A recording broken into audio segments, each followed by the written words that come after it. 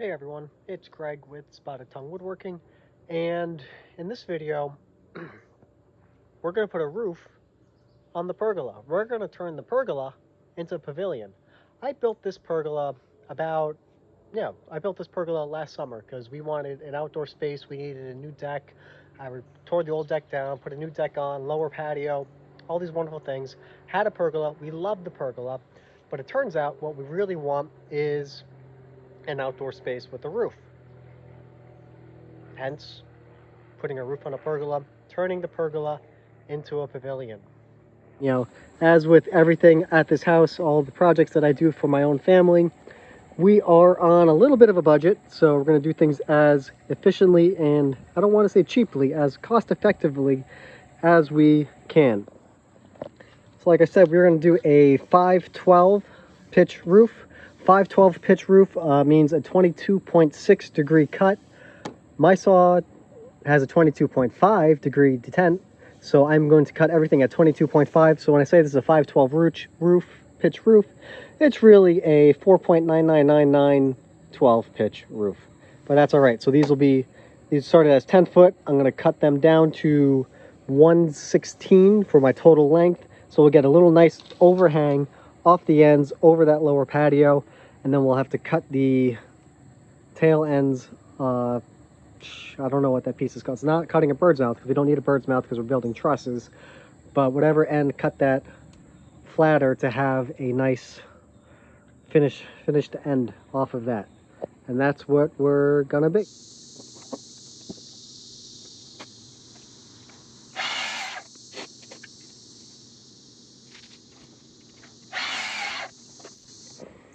All right, so this is just one of the pieces of the truss. You can see it spans the whole width of the pergola, has a nice little overhang. And what we're going to be doing is we're going to be doing 5 sets.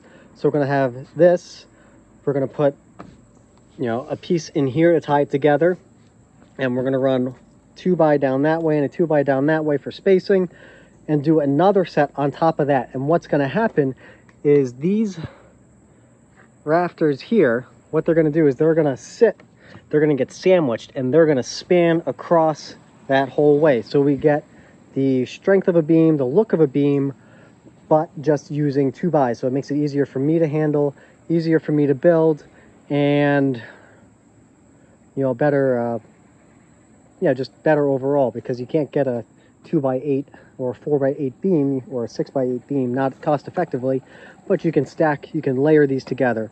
And we are not using pressure treated, we are using standard pine because we're going to paint these right away with an exterior paint, and they're going to be covered, so they're not going to see any water anyway. So that's, and they're lighter, so I think that's one very good reason why just to use standard construction lumber for this part of the project.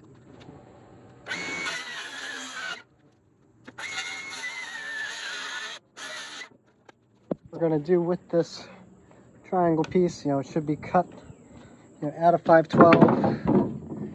And this is just gonna go, it's gonna get sandwiched right there. We're gonna have another set. It's gonna go right on top of that, and with that's how we will get our spacing.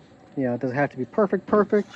It's a little off, but that's not the important part. Is it's gonna go in there, and that's when it's tied all together. We're gonna throw some PL in there, screw it all together. You're using GRK framing screws, and then this, I had used these as purlins over on the top of the pergola running that way. We're going to take those off, and we're going to use those to span this and to tie everything together and give it that I-beam style strength.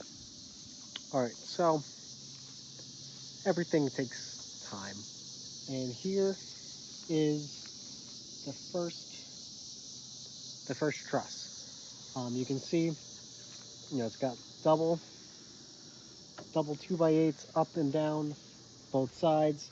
It has the 2x8 that was on the pergola, so we have taken some of those off, and we're going to use those to build these truss pieces.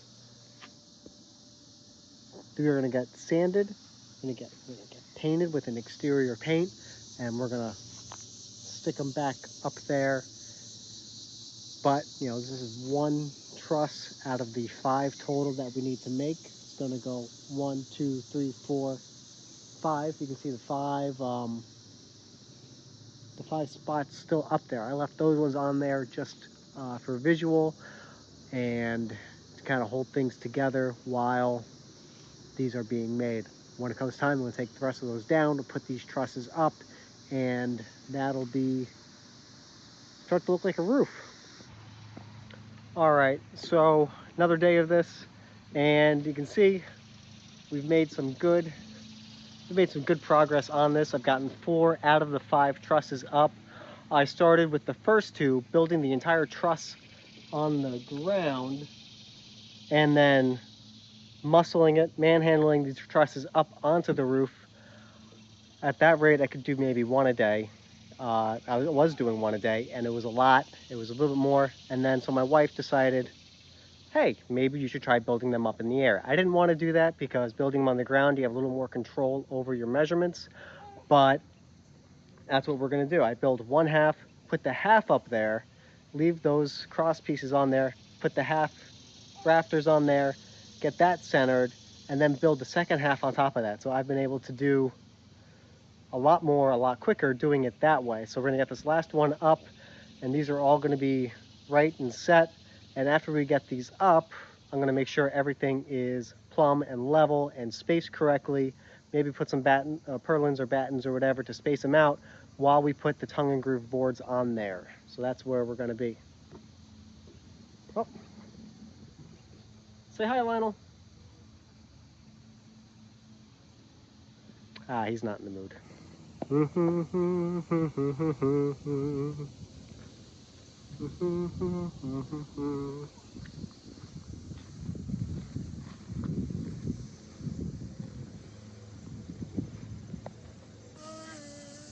Lionel. Lionel. Lionel. Daddy, can I take a picture?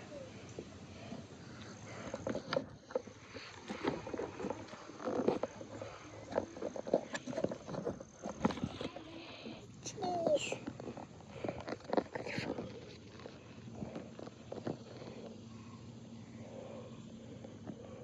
Alright. Hey, buddy. No.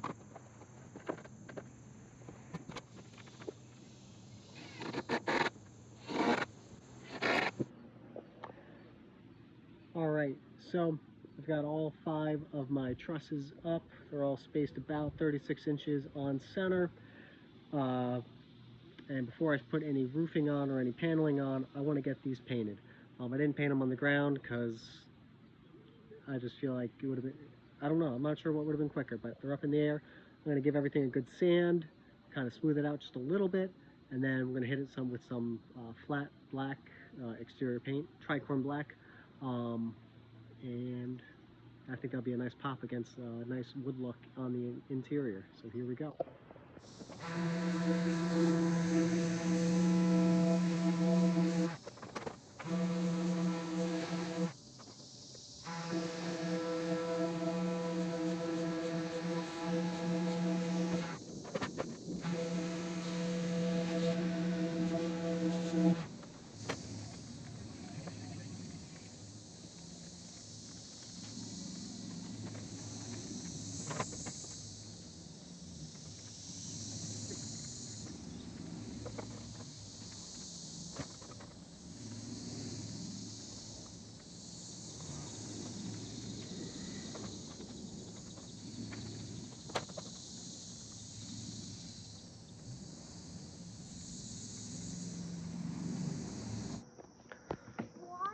Alright, so all the trusses are painted. I really wish I had painted them beforehand.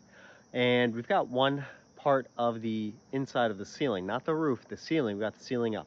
And what we ended up going with is not T111 and not true tongue and groove, but it's not quite the ply V that I expected to be using, but it looks like tongue and groove. We're going to stain it with a cedar deck stain. So it's 4.5 sheets per side, so ended up with 10 sheets. or it's 5 sheets per side, sorry. So 10 sheets total.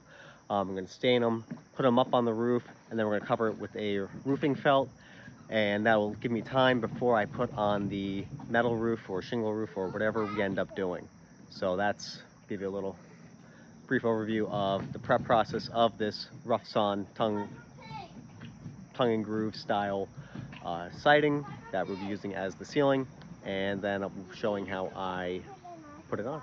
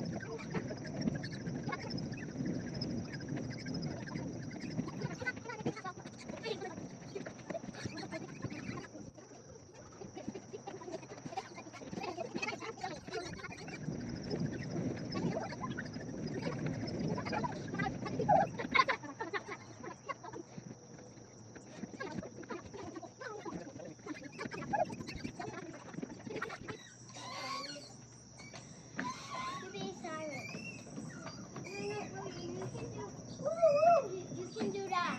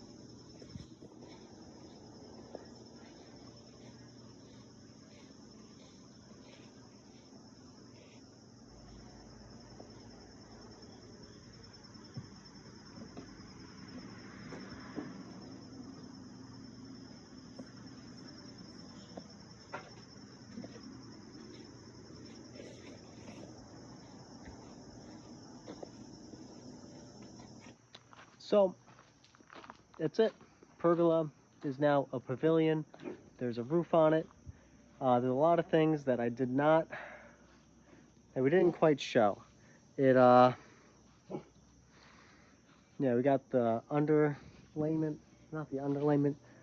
Got my tongue and groove plywood on there, and then with that on, I put on roofing felt, the artificial roofing felt, and my plan was just to leave that and to let that sit there, because that was supposed to provide the waterproof layer that I needed to take a break and wait a little bit and save up before putting a roof on.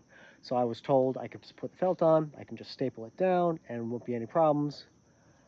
I put it down, I stapled it, everything was lapped over the correct way, and the water ran through the staples, and it started to damage the plywood on underneath the roof. So that meant that we had to put a roof on there. So bottom layer is that T111 style plywood sheeting, and then right layer of roofing felt that was supposed to be a temporary waterproof barrier, didn't quite work out. And then for the metal roofing, you run the purlins across that way. So this is 16 feet long, so 8 feet 8 feet, just like we did with the plywood. Run the purlins, and what we actually did with the purlins is, my framing wasn't perfect because I just kind of made this up as I went. So there was a little bit of this going on, and we didn't, I didn't want the roof to do that. So we ended up doing was running a string line from end to end and shimming the purlins to level with the string line. So you can see on the roof here, if I can figure that out, it's a fairly straight roof. It's a fairly flat roof. So we put that on there. I ordered black metal from a roofing company, significantly cheaper than buying it from Home Depot or Lowe's, and much better color options. So we put the roofing on there. We have the ridge cap at the top, obviously, and then the rake pieces. And what we have to figure out now is I have to finish out the edges there, and really, realistically, we did, put it on Saturday, and it poured on Sunday. Roof is waterproof, watertight, nothing leaked in there, so it was wonderful to sit out there in the rain. Next step for this as we go, obviously I have to stain the whole bottom of the deck. That's been a work in progress. Cleaning it, staining it, keeping the kids off of it, keeping the dogs off of it. Who knows when that's ever going to happen. But the next step, obviously, for up here is I need to figure out how to run a little gutter system, because having all the water running off and splashing on there is splashed up onto the deck itself, which creates a dry spot and turns into a wet spot. We want to try to avoid that. So the next step is going to be putting gutters on there, try to finish that up. But as it is, I've been sitting out here at nights, and it's magical. It's wonderful. This has been a wonderful update and upgrade in addition to what we've been working on out here, and I can't wait to continue making this a beautiful outdoor space.